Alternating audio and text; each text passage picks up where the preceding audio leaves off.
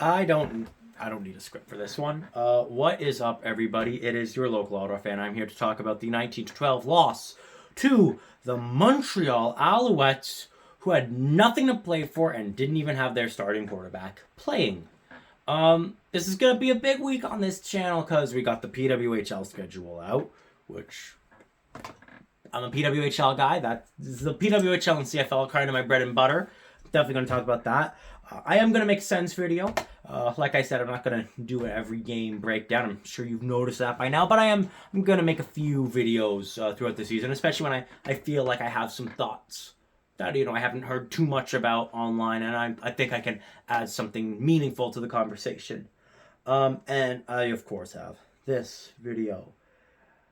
I'm starting with this one because it's the one that I am least looking forward to. Like I said, I don't need one because it's nothing new. It's nothing different. It's something I haven't said before.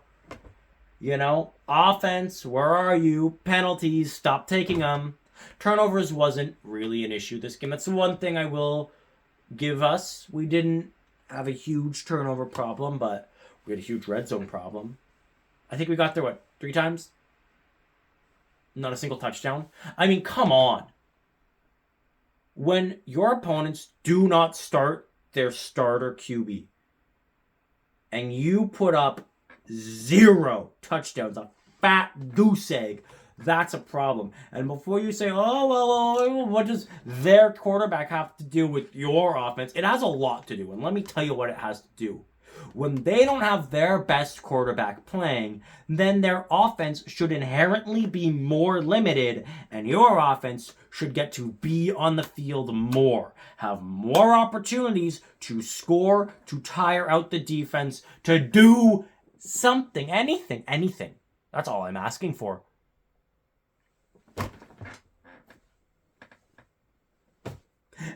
And this game, our defense held them to 19.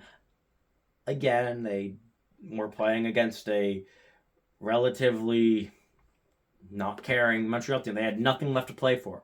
They've clinched first in the East. They've got nothing to play for.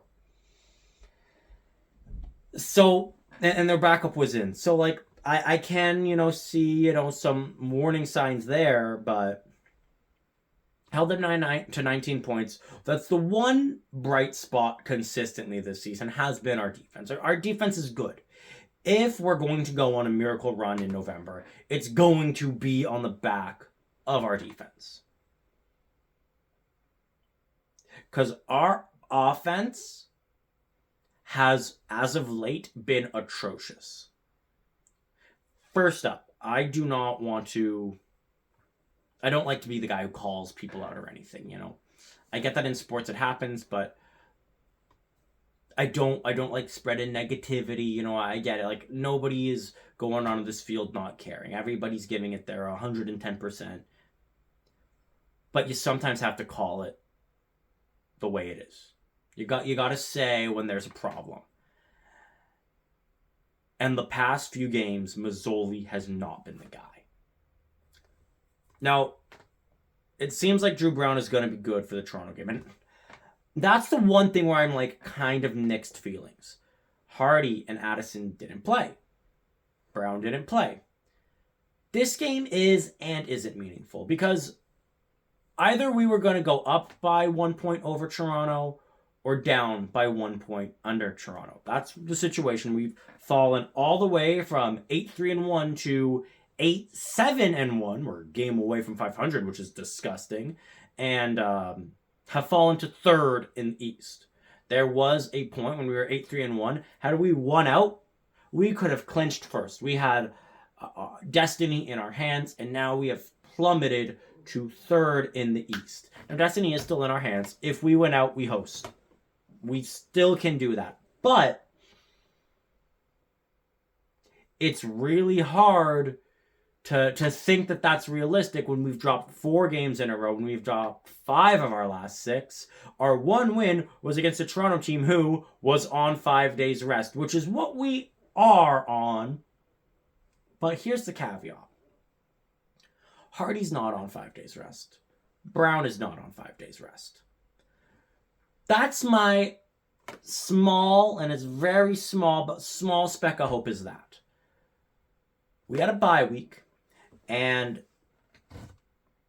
let's be honest, our two best players on offense sat this game out because of injury. And they might, it's looking like for sure Brown and potentially Hardy will be playing against Toronto. And that's the game that matters. If we beat Toronto, we are in a much better position to clinch the East. It comes to us beating Hamilton at home. I get Hamilton's been white hot. We've been very good at home.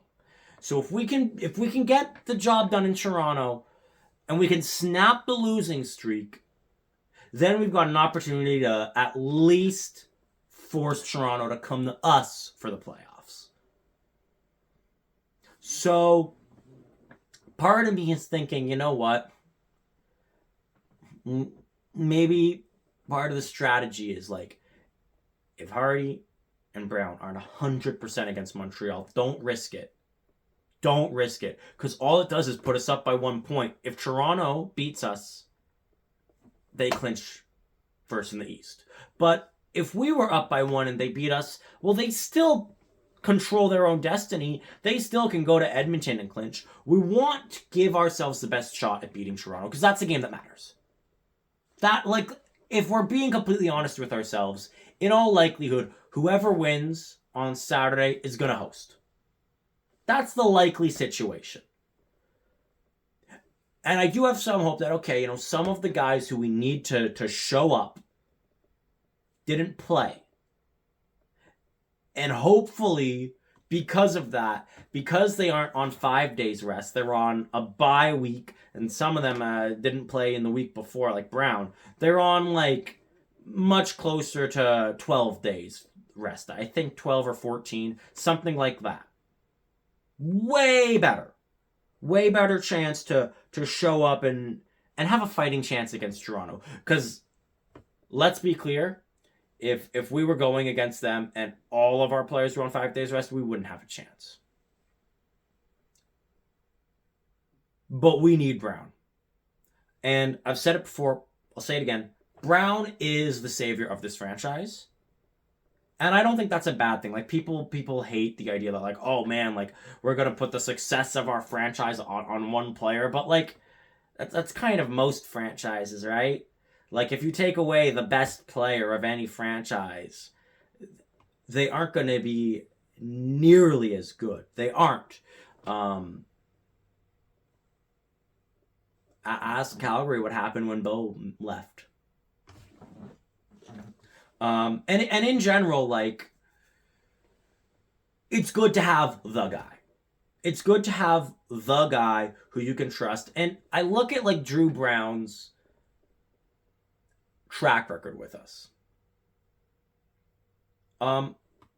Yeah, recently, like, the BC game wasn't great. Against Toronto, he was all right. I think he played Saskatchewan, right? And that wasn't too hot and got injured against Montreal, if I recall correctly. And against Montreal, again, he wasn't looking amazing. But he's also a second half quarterback. I stand by, if we're still in it. Actually, now that I think about it, I think he was injured before the Saskatchewan game. And that, yeah. And that's where I'm like, the Saskatchewan game and the Montreal game, I feel like if Brown was in it, there is a much better chance that we win that, solely based off of the fact that he's a second half quarterback. If he goes in the second half down 6 or 7 or 8, I have a lot more faith that he's going to get it done. He can throw the lawn ball. Mazzoli, these past few games, has not looked like the guy. Definitely not looked like the guy who can, clinch us a playoff spot, who can lead us into a deep playoff run. And Brown has. A majority of Brown's season has been good. Has been efficient. And if I'm being honest with... that's why I make these videos. If Dustin Crum played the past 2 games, everyone would be calling for Mazzoli to come in. Everyone. So I feel like at this point, you got to put in Brown, and if he's not ready, you got to give Adams or Crum a shot. You do. I think it's been earned. You know, and I don't think that Crum is the guy. I think he's really good at short yardage, and I even stand by, I really would like to see them give him a shot at running back. I think he'd be really good at that position. He is really good when he's running with the ball, and his passes, I don't know, they aren't amazing, and his fake, like when he fakes the handoff, I find that he's just a little too, I feel like there's a tell. And I can't even tell you what it is, but even before the plays, I'm sometimes like, oh, he's going to fake the handoff, isn't he? Like, as a fan, I don't know what it is, but I'm sure on the field, there are players who can definitely tell the tell. And when he's moving backwards, you can kind of tell when he's not going to hand it off, but he's going to try to make it look like he did. And with Crum, or with Brown, sometimes I'm like, oh, wait, he didn't hand it off? That's a pass? I thought he handed it off. You know, I find that he can just be a little more elusive, Drew Brown. And I find that he's way more capable of throwing dimes, throwing it right in the breadbasket. To the point where I'm like, I feel like Dustin Crum, you know, if he was the running back, might be more efficient. But at the very least, if Brown isn't ready, you gotta give Crum a chance. Because when Crum played like that, everyone said put in somebody else. I like Mazzoli, I do. And I think he is a great veteran presence. I can 100% tell that he's had a positive impact on everybody. I just don't think that he's what we need right now at the current situation in the season. Because again, like, it is panic mode. We are having a downward spiral. It's also 4 losses in a row. That's not the end of the world. And I agree.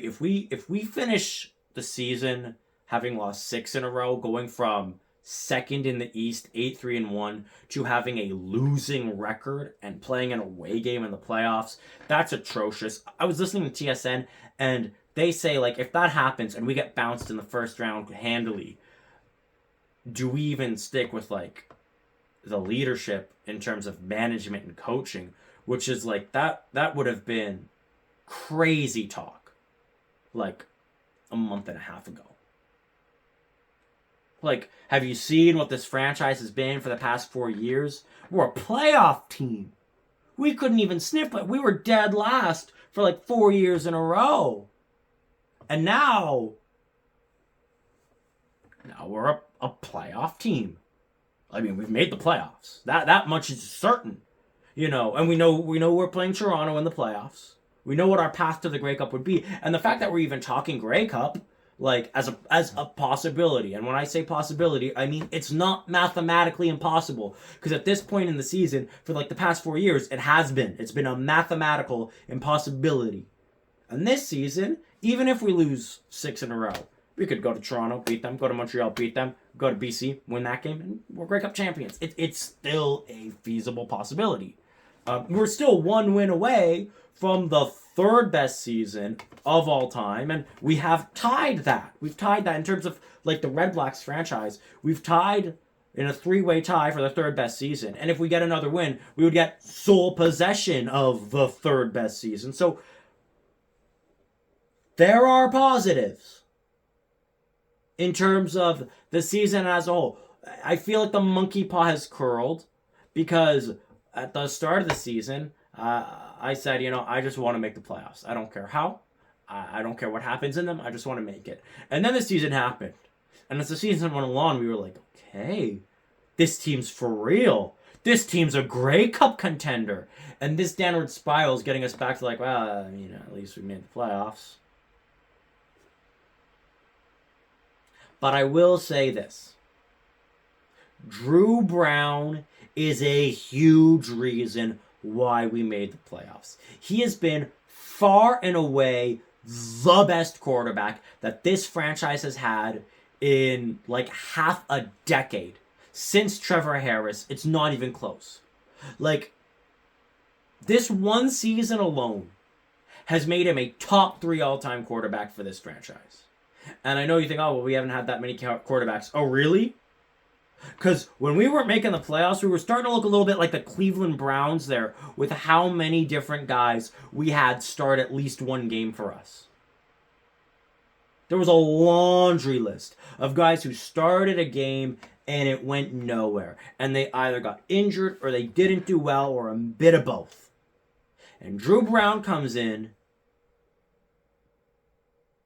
and saves the damn franchise. I know the franchise wasn't going to go under, but you look at the fan interest, you look at just the general outlook that Red Blacks fans had, and you look at this season, even with this downward spiral, I think every Red Blacks fan fully expects a playoff appearance next season.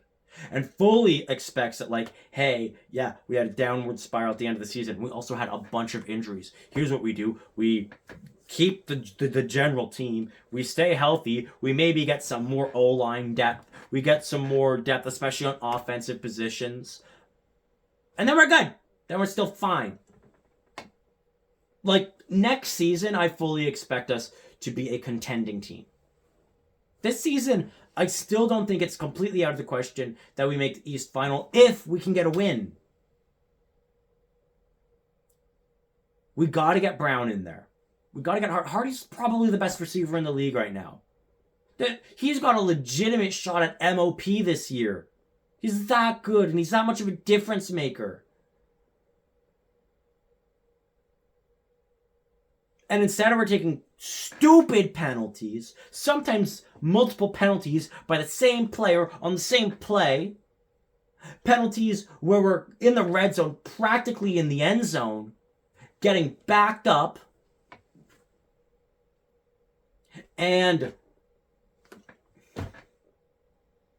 that's killing. And we get to the red zone and we don't score a touchdown. We lost by 7. And here's the thing. When you lose by 7, if any of your field goals were touchdowns, then what you need at the end of the game is different. How you play is different. Because then you don't need to get to the end zone. You just need to get into field goal range, which for Lewis Ward isn't that far.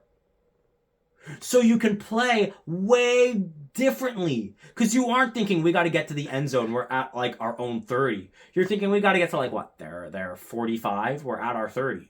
We only need like maybe 40 more yards and we're going to overtime. And instead you're thinking we got to move 80 yards to force overtime. It's different. We got to see Brown.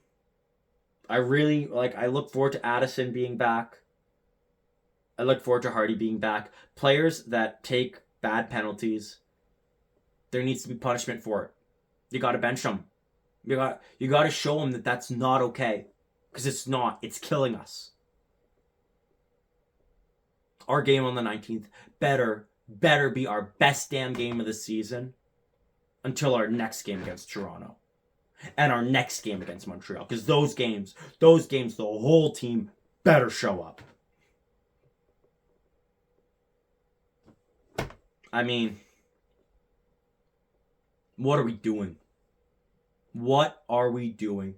This is a game you can't lose. They played their backup quarterback, for crying out loud. What more is there to say? We scored 12 points against a team with nothing to play for who had their backup quarterback in. And have lost 4 straight. Get your you-know-what together. But still, we went out. We host a football game in November. So they better win out. And as always, go, Ottawa, go.